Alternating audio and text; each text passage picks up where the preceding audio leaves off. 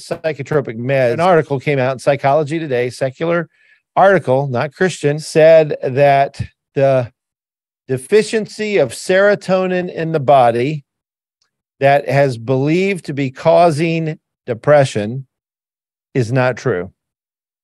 That's been a theory, and it's been proven not to be true. In fact, they even did studies where people didn't eat foods that sparked serotonin production in their bodies, so they would have lower serotonin, and they weren't depressed any more than the other group. People are writing books. These aren't Christian people, and they're all trying to say now, we never believed the imbalance theory. We never believed that serotonin was deficient in people, and that's what was causing depression. But certainly they did, and they were prescribing SSRI medication, psychotropic drugs, to help people who had a serotonin deficiency. Take it away. What are some of your thoughts about this serotonin deficiency lie? You know, I've been on quite a journey with this. I'll just so everybody knows, personally been prescribed Prozac, Zoloft, Lexapro, and Celexa. I've been on Trazodone. I was personally diagnosed bipolar disorder number 2. When I came to Freedom Farm, I had just left my 3rd psychiatrist. I'm not making this up. I was on Prozac, Seroquel, which is an antipsychotic medication. I was on the largest dose of Seroquel you can take, a 300 milligram pill that I was to take every night before bed. Klonopin for anxiety. I was given Suboxone for my problem with relapsing. Suboxone is an opiate. I was also on Celexa, and I think I was also on Risperidone, which was something for anger. And I was on all those medications, and I had been prescribed those from another psychiatrist and just given increases in them the more I would have episodes that would lead me to the hospital or into seeing a psychiatrist again. I have not taken a medication for almost 12 years now. I stopped taking all of those meds, and you know, so what does that have to say? Did all of my diagnosis magically disappear? Or maybe you just see podcasts, Jim, and I'm just a raving lunatic and uncontrollable all the time. But no, this is personal for you. Personal, yeah. I mean, when I go on rants and people were like, "Calm down, man." I have to be careful because I will get in the flesh, because I feel personally offended by this, because my visits to psychiatrists were 10 minutes.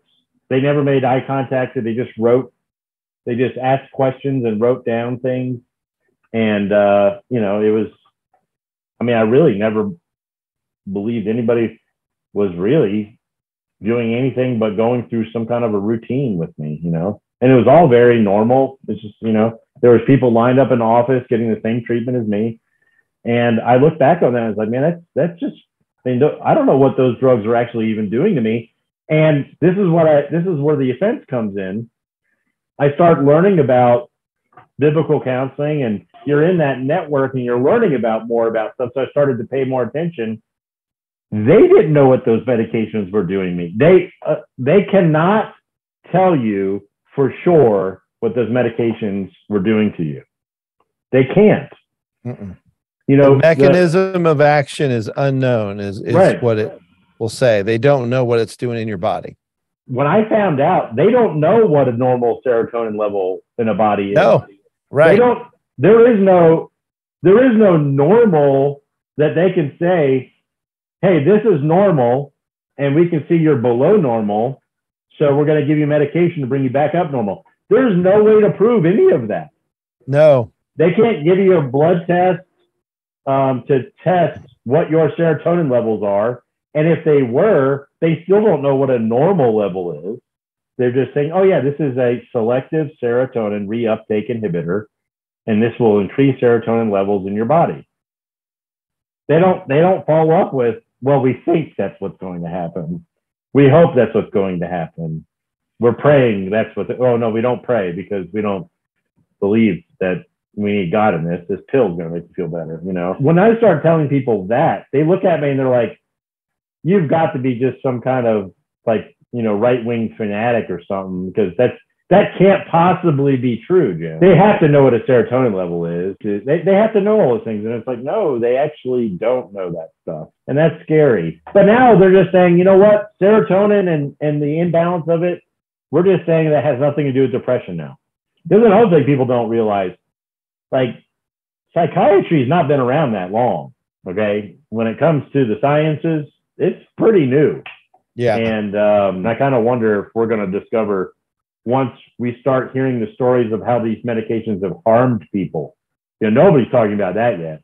Right. At this point, we're saying, hey, you know what? It has nothing to do with depression. But millions of people are on this medication. And what happens if you stop taking this medication? You go through physical withdrawal. I mean, so it's obviously doing something to your body. I mean, you go through painful withdrawal on some of these medications. You know, you're raising an interesting point.